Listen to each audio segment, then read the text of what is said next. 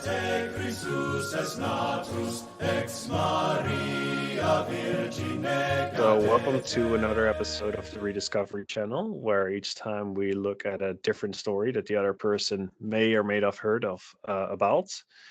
And Ivor, this week I want to talk to you about something that they used to add to gas, and they stopped using.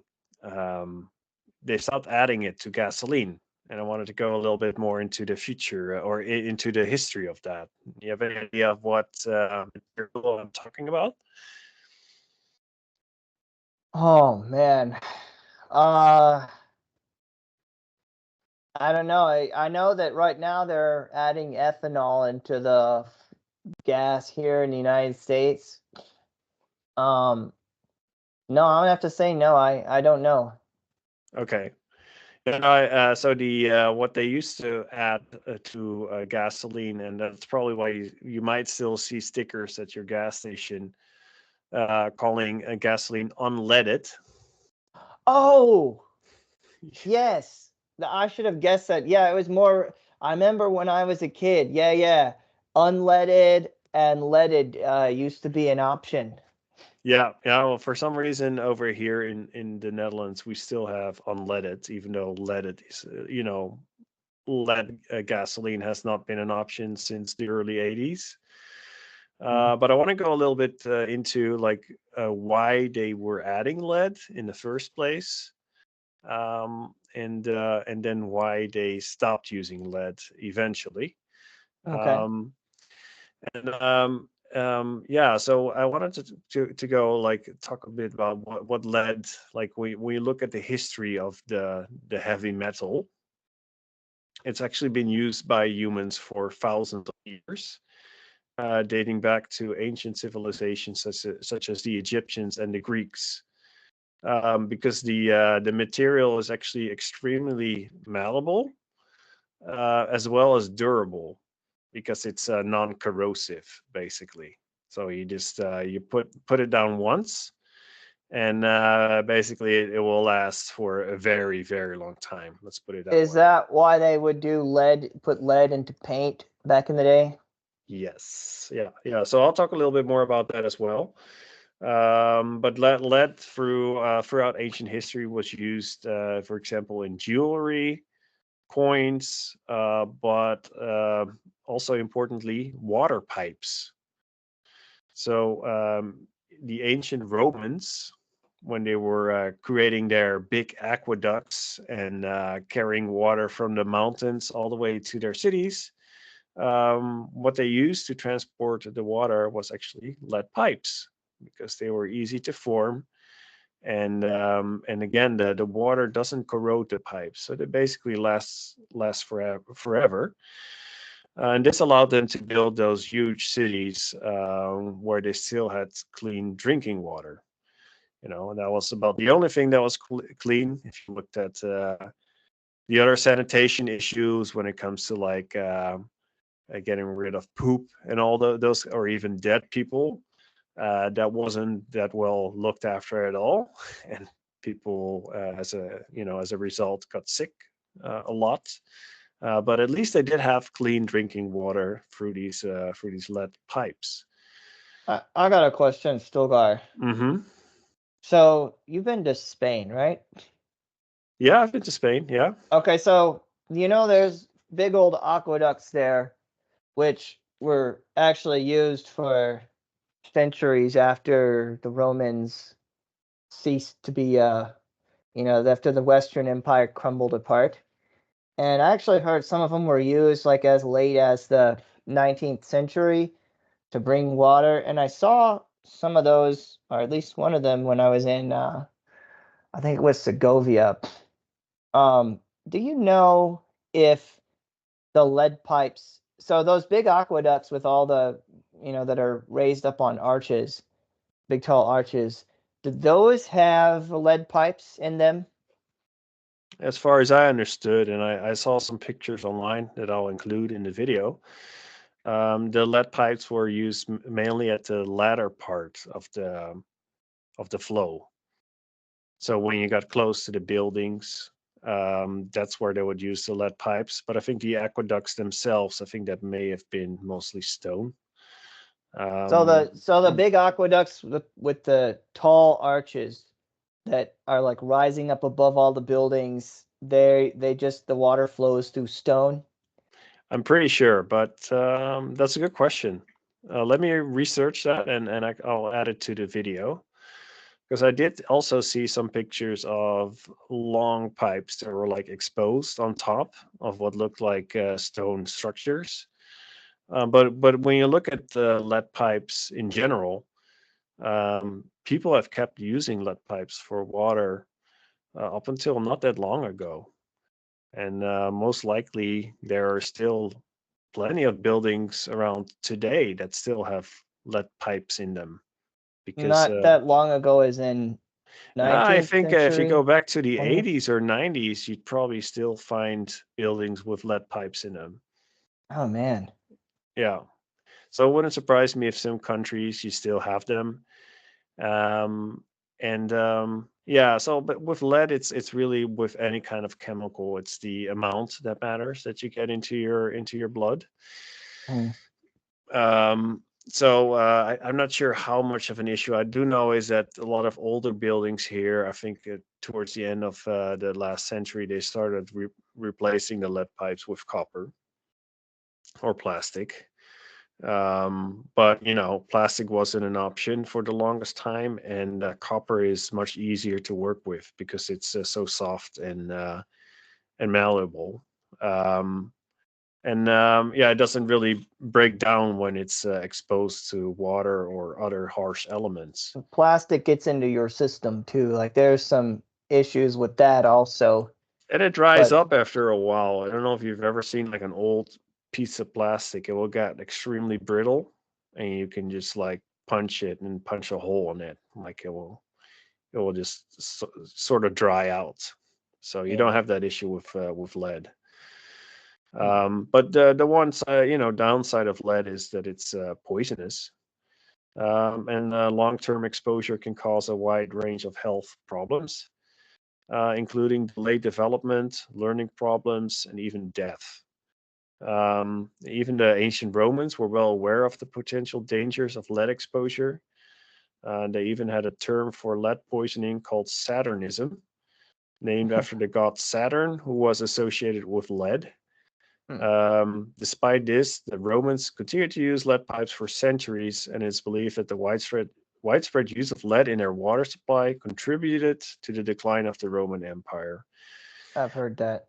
I've heard that too. I don't know if that's really the case. Yeah, so I don't know. It's if the one I heard most recently was actually that it was most likely chicken pox. That was well, that's a book called Pox Romana. Anyway, Hmm. and that was about how this disease um, that was spread throughout the Roman Empire, mostly through by their armies, because their armies were so mobile that's what's most likely killed them. But there were also all kinds of other issues, like some of them that you would see today, like they just didn't have the fire in them anymore. Um, anyway, let's not go into that. So Yeah, that's a whole nother. yeah, so the Latin word for lead is actually plumum, Hmm. which is uh, means soft metal, and it's also the root word for the English term plumbing. Ah. So yeah, so a Hmm. lot of plumbing in our houses used to be made out of lead. So it's no longer used in water pipes today. Instead, we use copper, plastic, steel, which are safer. Um, but lead is still used for a lot of other things like batteries, bullets, and even some types of glass. And according to the World Health Organization, so yeah, I did some research for this.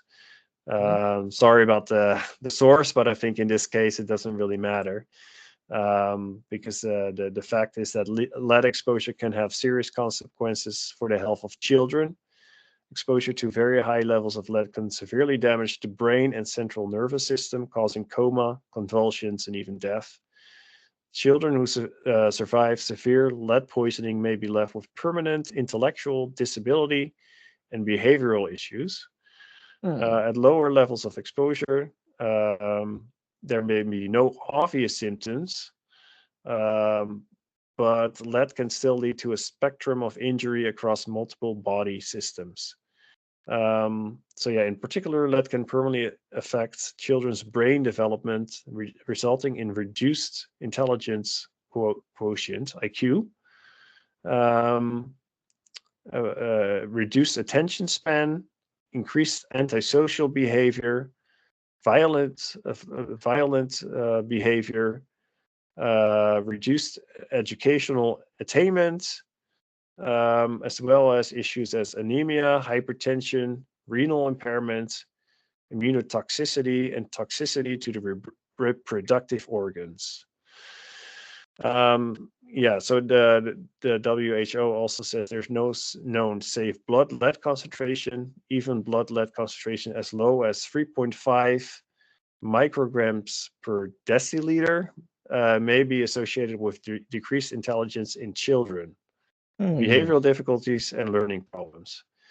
So I looked up, like today, the average amount of lead in our blood is only 0.85 micrograms per deciliter. But back in 1975, American had an average of 15 micrograms per deciliters. So that is actually, more than 4 times as high as the one I mentioned before, the 3.5, where you already start to have a decrease in intelligence, behavioral difficulties, and learning problems. Well, I guess that explains the hippie movement. Yeah. Well, there is a lot of things that are actually explained partly by this amount of lead that was in people's blood. For one, people were their IQ was on average 5 points lower because of lead, and also people were much more violent.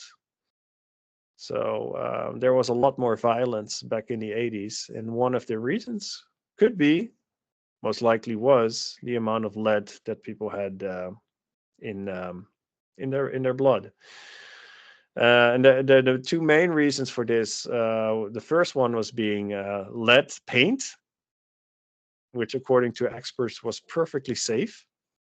The only problem, they said, was when children engage in something called pica. Have you ever heard of pica? Pica? No. That's when you have the unnatural urge to eat things that aren't healthy. So that's basically where the eating paint chips comes from. But this whole thing about eating chips of paint and that causing issues, mental issues and disabilities, is actually false. If you have lead paint, it just gets into the air, it gets into the environment. You don't actually have to lick or eat any paint chips. But that's something that they would put out there just to kind of discredit this whole thing and say, yeah, it's perfectly safe. It's just a few retards that actually eat paint chips, and that's where you get the whole retarded this from now. Like, did you eat paint chips you as must a be eating paint chips as a exactly. child. Yeah.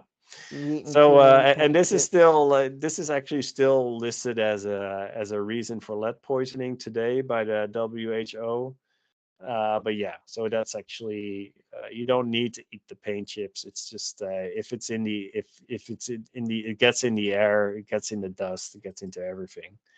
But the main driver behind the vast amount of lead people had in their blood was through lead added to fuel. And then I have to go back, like, okay, well, why did they start adding lead to fuel? Because they didn't always used to do that. And then you have to go back to Dayton, Ohio, where the first gallon of leaded gasoline was sold in February 1923. Um, and the idea came from an engineer at General Motors, Thomas Midgley Jr., who missed the event because at the time he was suffering from severe lead poisoning, ironically. But Midgley and his boss, a man called Charles Kettering, um, they they knew the potential health risks of lead, but they were starting to add things to fuel to deal with something called knock. And knock was this problem at the time where the engine would kind of stall, and then it would like when you would try to start it up, it would create this big knock effect, and Like a bang. yeah, bangs, and they thought this was bad for car sales, and they were looking to add materials or chemicals to fuel to make it more combustible. And one of the elements I looked at was lead. The other one was ethanol, actually, and ethanol. Like it or or hate it, I think it's dumb the amount of levels of ethanol they add nowadays, especially because they are using food to turn it into ethanol, and it's also not bad for it's also not that great for your engine and for your wiring. Yeah, that's what I heard. But if you add a little bit of ethanol, it's just as good as lead. But ethanol, they thought was, they couldn't patent it, and instead they decided to go with lead. Um, yeah. So so yeah. So it's I said so. Oil companies like DuPont. DuPont is a company that is very famous also for the anti-stick um, pans. Yeah, have you ever had those anti-stick pans where you can just they have like this coating on them?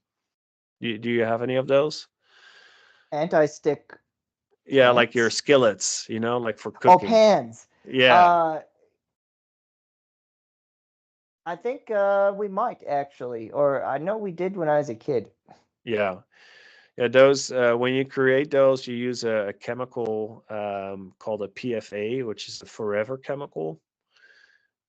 Which basically means that it never gets broken down by the environment, and Ugh. they found it now like because it gets absorbed in the water even when it vaporizes. They've even found it like in the Himalayas. It's everywhere.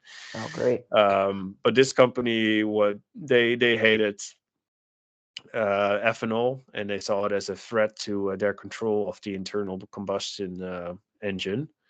So lead filled the same technical function. It reduced knock by raising the fuel's combustibility, what would come to be known as octane.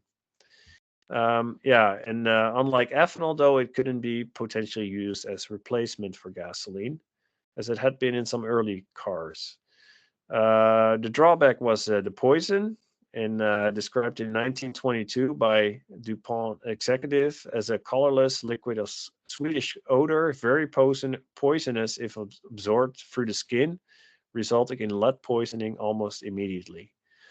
And that statement is important because later major players would deny that they knew that lead was, so poisonous to the people.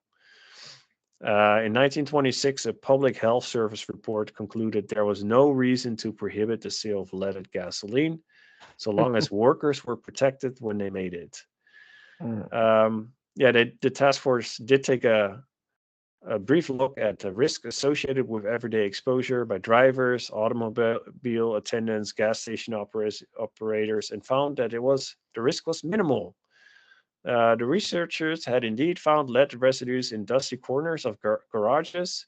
In addition, all the drivers tested showed trace amounts of lead in their blood, but a low level of lead could be tolerated, the scientists announced. So That's why you shouldn't just trust the science. yeah, that's kind of my point of the You story. know, Is that the is science it? also needs a paycheck too. Yeah. Well, I mean, and that's the thing is there's so many examples throughout history where the science was bought and paid for. Um, and I thought this was an interesting one. So yeah, the report acknowledged that exposures levels might rise over time, but of course that would be another generation's problem. Mm. So yeah, um, so there was this general consensus that it would be fine and nothing to worry about. And then tensions like started growing, worries started growing, and it wasn't until the mid 70s that finally there was a growing body of evidence that the dangers of leaded gasolines, created the EPA to enter into a years-long legal struggle with gasoline makers over, phasing out leaded gasoline. So yeah, it took over 50 years for the real science to finally come out. Um, but in the meantime, the effects of so much lead being burned and forced into the air, they're still being felt in the United States and other countries where leaded gasoline was, or still, and there are still a few, is used. Um, so yeah, so research now has shown that lead exposure is linked to like all these mental disabilities, but also problems like ADD, violent crime, Mm. um, and many more issues. So imagine how many people died because of this, or like failed in life because they added a compound to gasoline that was completely unnecessary. So for decades, these worries were ignored, and scientists funded by the industry claimed that leaded fuel was safe to use. And yeah, now there are estimates that the average IQ in the 80s was 5 IQ points lower due to lead concentrations, which of course had an enormous impact on crime, the economy, and much more. So in the Yeah, U.S., and actually yeah. there's a correlation between Hmm. IQ and violence. And because it relates to the time horizon. Like the lower your IQ is, the shorter your time horizon is. So like for example, I'm sure you've been mad and thought about like punching somebody in the face. Like when I was a kid, I used to get into fights when I was a small kid because I get angry. And but then, as I got older and I still maybe feel the urge to physically lash out, but I stop and think about it. Like you spend more time thinking about stuff like, well, I could do this now, but then other things are going to happen as a result of it. Whereas with lower IQ, you're less capable of that. Like you don't see as so the time horizon is how far ahead you consider. And kids, they also have a shorter time horizon because their brains are less developed. But with small kids, it's been proven over and over again. And you can do an experiment very easily. Just say, hey, would you like, I can give you one candy bar right now or two candy bars tomorrow. And almost always they will say, give me right now. Um, so having a lower IQ, and especially if your chances of acting on those violent tendencies are going to be higher. Like you don't even have to. So it may be one of those things where the lead doesn't necessarily make you more violent, but if it lowers your IQ by 5 points, it's also going to lower that time horizon, and you're more likely to just do something and think about it later. Whereas a person with higher IQ, they have the intellect to kind of think about what will happen if they do something before they do it. So Yeah. I think Well, that's a factor in that for sure. yeah, and a lot of chemicals actually cross the blood-brain barrier. Hmm. Um, Same as a certain shot that was introduced not that long ago. Um, but there's so many different chemicals in our food, in the air, that have a significant impact on the development of our brains. And it's not just lead. It's also BPA's, it's microplastics, it's these Yeah. PFAs, these forever chemicals. Um, and they don't just stay in our blood, they impact how our brains develop. And if you look at today at the explosion of people with mental issues, kids that are have extreme issues of attention deficit disorders. That used to be a rare case. Now it's very common that you have multiple kids in a class with ADD.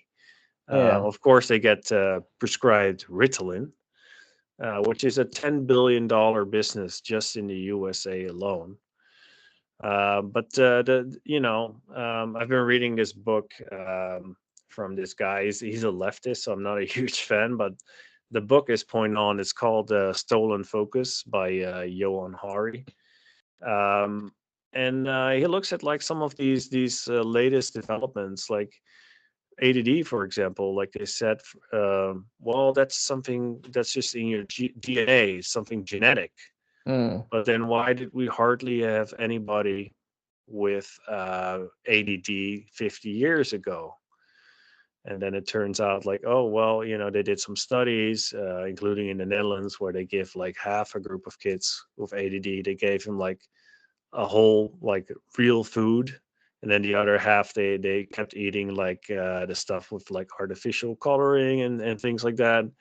And there were like huge improvements for the kids that started eating real food. And that's just one example, because there's a lot of like preservatives and crap in our food that crosses the blood brain barrier, and it's impacting our brains, and it's causing massive issues. And I thought this example of lead being added to gasoline for profit reasons, and then people not really like, oh, it's no big deal, it's fine. The scientists were all on board. Of course, smoking is another example, but that one is, Oh I yeah. think, so obvious. But throughout history, it's. I think I think you can use history in a way where you use it to analyze the current situation, and you come up with potential that you can discern what kind of problems we have compared to the past. And you can also think of like, okay, well, what's causing these problems and why aren't they being addressed? And I think some of the same reasons as behind why lead was added to the fuel for pure profit reasons, and why they weren't being addressed because the scientists were bought. I think we see that in other areas of our lives right now. 100%. Yeah. And so yeah, that's why I thought it was an interesting story, and it's just one thing, right? It's just the lead, but there's so many other things. And maybe I'll do another story someday around these BPA's and PFA's and some other like BPA's they added to canned food. And there's basically no way around it, because it's like it's in everything. The PFAs, like it's like this, it's water resistant clothing, for example, has a lot of these PFAs in it, these Gore-Tex kind of things. But it's like, oh, I'm not going to wear that stuff, I'm going to be careful. It doesn't matter, because it's everywhere, it's in the water, there's no escaping it. And the same with the lead in the fuel. It's air pollution, you breathe it, whether you want it to breathe it or not. um, and I think there might be quite a few hidden leads in our day-to-day lives nowadays that we're not aware of, just like they weren't aware of it back then. And unless we're changing something about it, because the only reason it changed back then was because normal people started to be like, hey, like, what's going on? And they started to organize, and they started to try and get attention to it, because it wasn't being picked up by the big news stories or anything like that. They had to do it, grassroots. um yeah, anyway, I think we need some of that in our day-to-day lives today. So Yeah. Yeah, and it's and that's all. This is also getting at one of the reasons why we created this channel, because one lifetime, even if you live to be 108, isn't really enough to fully understand the world and why it's the way it is. And you have to study history because there's a lot of repeating stuff. A lot of people, they have normalcy bias where they think, oh, that would never happen, because like one thing I do is I make predictions based on history, and I tell people this, what can happen, and a lot of times I get, oh, that would never happen because it didn't happen in their lifetime and it's outside of their normal realm of experience. But history is full of stuff that happens over and over again, bad stuff. And like I'll give an example. So you know how during World War One, they used some radioactive metal um, on a lot of the displays in the airplanes. I think it was uranium, and this metal would glow in the dark, and they use it on the airplanes, like the biplanes. World War One was the first war that made significant use of airplanes, maybe the first war altogether that made use of airplanes. And in the United States, like during World War One and during World War Two, we had women that were going into the factories to build the war supplies, and during World War One, they were the ones that were painting this uranium onto the displays and everything. And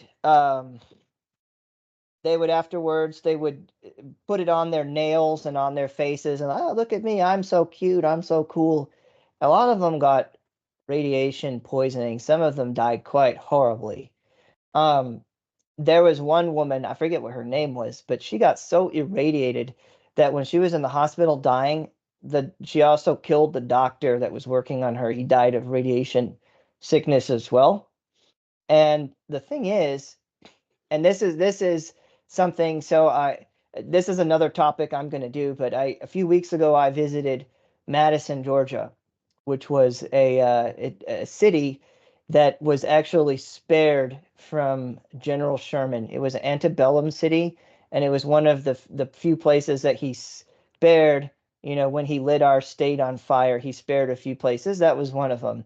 And the tour guide that I was, they had three houses that were preserved from the time before the Civil War. One was like a lower class house, and then a middle class house, and then an upper class house.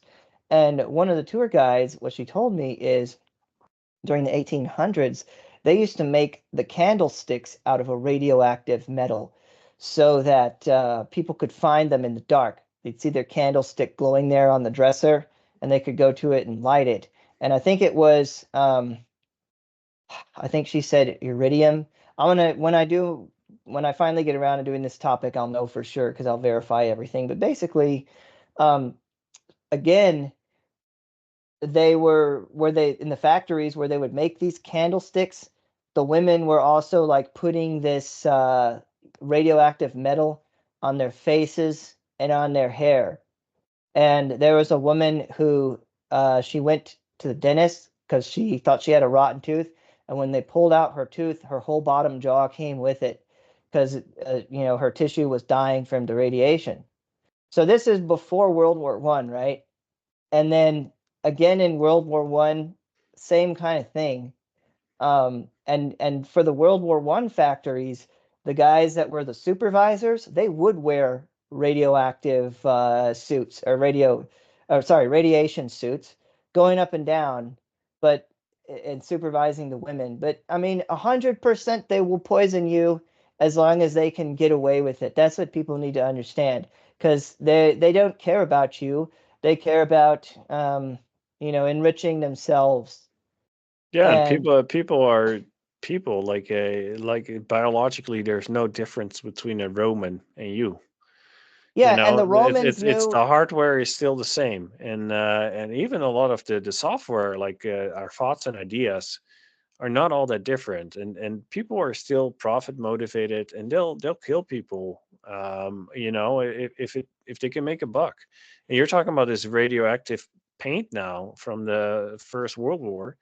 There was a big scandal here back in 1998 because they were using chrome 6 paint in the military, and people were using this highly cancerous paint without partly without any protective gear.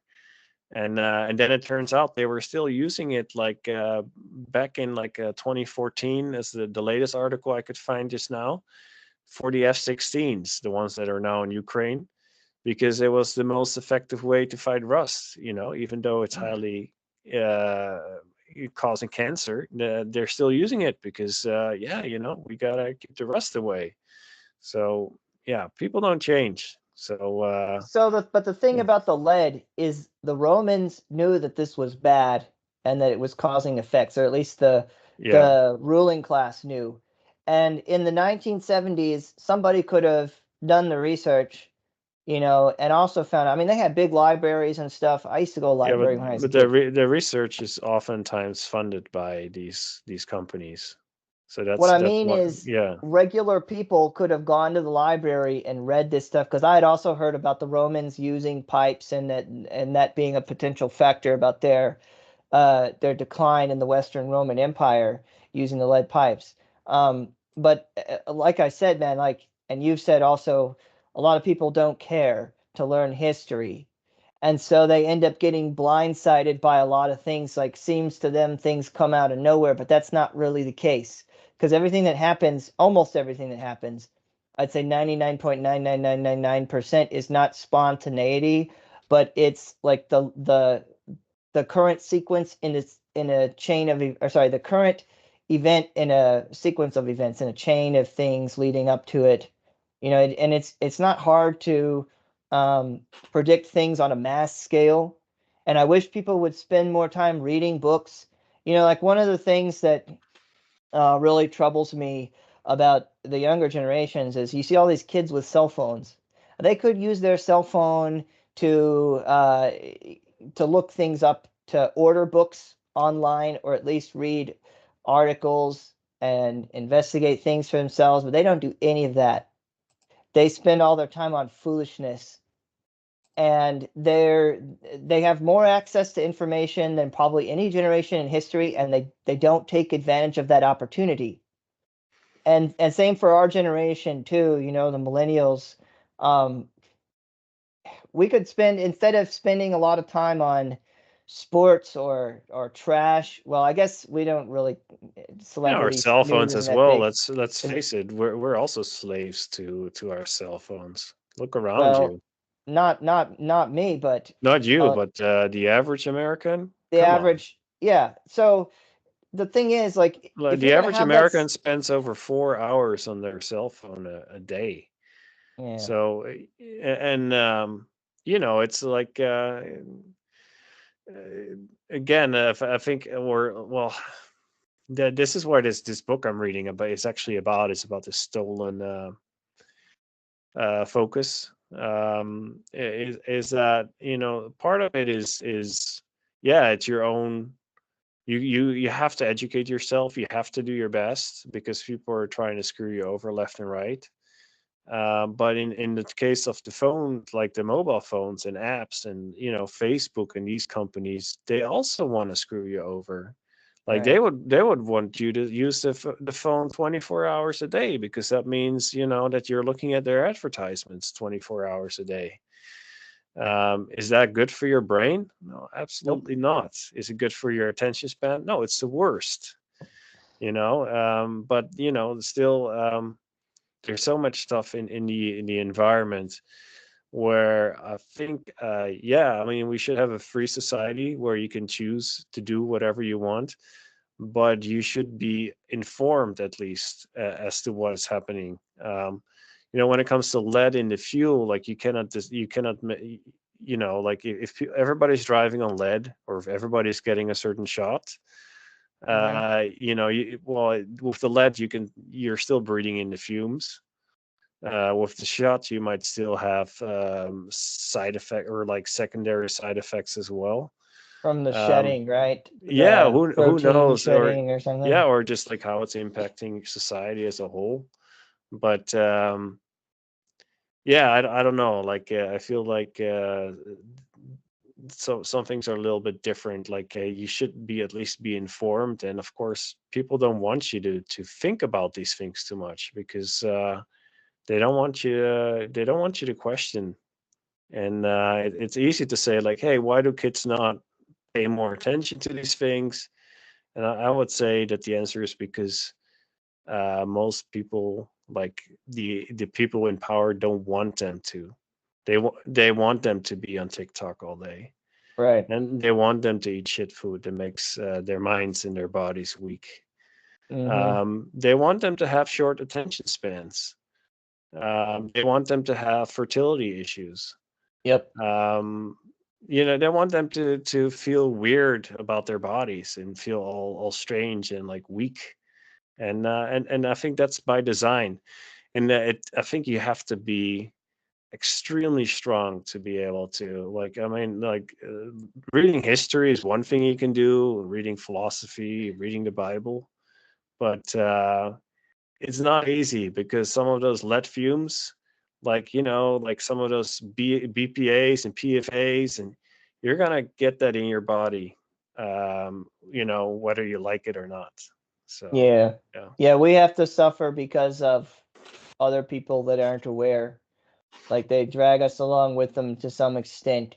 But, one thing I do with my older son, and I'm going to start doing with my younger son in a little bit, is I make him read an hour every day. I'll let him read what he wants to read for the most part, but he's got to read something for an hour. And what that'll do is it increases his literacy. And then eventually, actually, sometimes he just chooses information on his own. Like when we were on a road trip, he just asked me for a newspaper from the gas station, and then he read the whole newspaper while we were on our way back home. So there's a couple hours of driving. But you make your kids read. And there was a guy, I don't know if you had him because you grew up overseas, but I mean, you know LeVar Burton that plays Geordie LaForge in Star Trek Next Generation. Yeah, yeah, yeah. When we were kids, there was a show he did called Reading Rainbow, and the whole purpose of the show was to encourage kids to read. And he would always end the show by saying, "You don't have to take my word for it." He'd say, like, "This book is good, or and reading is good, but you don't have to take my word for it because you can basically go and read it yourself." So I think in the past, like in the medieval period, in the ancient world, most people could not read. They had to just believe whatever the government told them or the priest told them or the gossip or whatever, because they could not find their own information other than through direct experience. But now we have much higher literacy rates, and also there's a correlation between literacy or the lack thereof and violent crime and criminality, and like the likelihood that you will go to jail. Like your literacy level by a certain age is a predictor of criminality. I forget what age, but Yeah, because it's very one potential reason is when you read about different characters and their emotions, it helps you become more compassionate and put yourself into other people's shoes.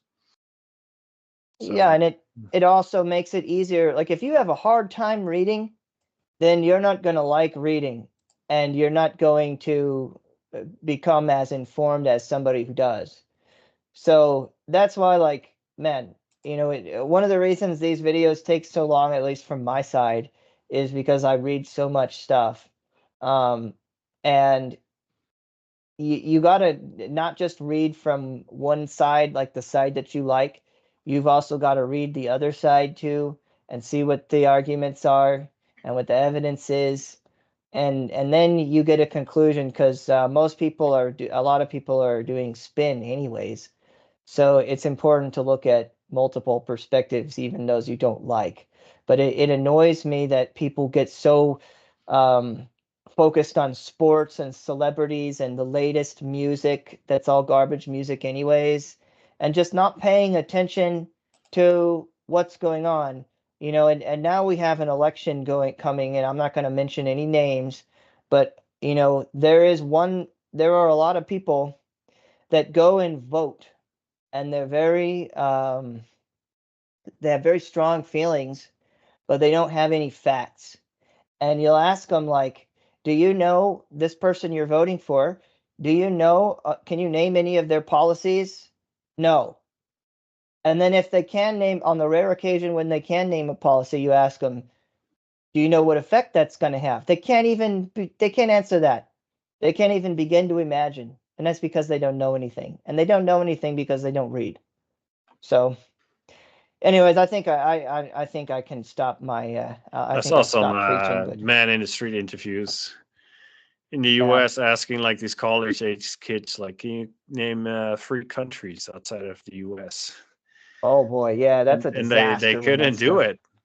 They They're like couldn't do Africa. it. Yeah, yeah. Like Africa's not a country. I know. And It's and like, and oh, the at people least that you should be able to do Canada and Mexico, but not even like, no, they wouldn't be able to. So they weren't able to say that. So yeah, they don't care. They don't care at all. But one thing that is changed, it's starting to change a little bit because the entertainment is become so rubbish. Like it used to be when we were kids, you had all kinds of options if you just wanted to check out of reality. There were so many different kinds of entertainment, and most of it was like non-ideological, or if it was ideological, it was generally like more subtle than the average person could detect. So you had all kinds of fandom, and people just like clocked out. But now, with all the entertainment being basically turned to propaganda, it makes it harder for people to escape reality. And maybe that's a good thing, because maybe they'll be forced to pay attention and try to find out for themselves why things have gotten to be the way they are. I mean, I don't have a lot of hope that the average person will do that, but there's a chance. I mean, more people. There's not escapism anymore like there used to be. So maybe some people will take the opportunity to inform themselves, which actually is another reason why I've been reading a lot more history now, is because the entertainment is so garbage that I have to read I have to read other things to be entertained if I want to be entertained.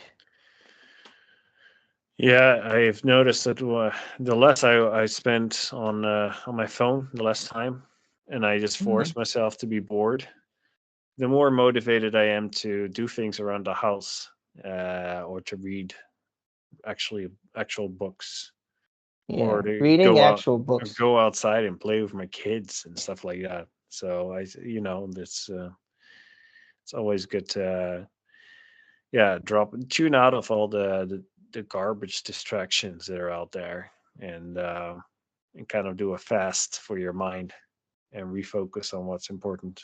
So, Right.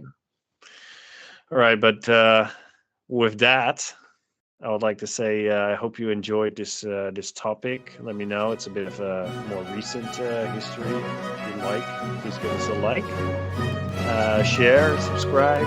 Any comments and feedback is much appreciated. I think if you don't have anything else, I think I'll close it off and hope to see you guys in the next one. Yep. Great.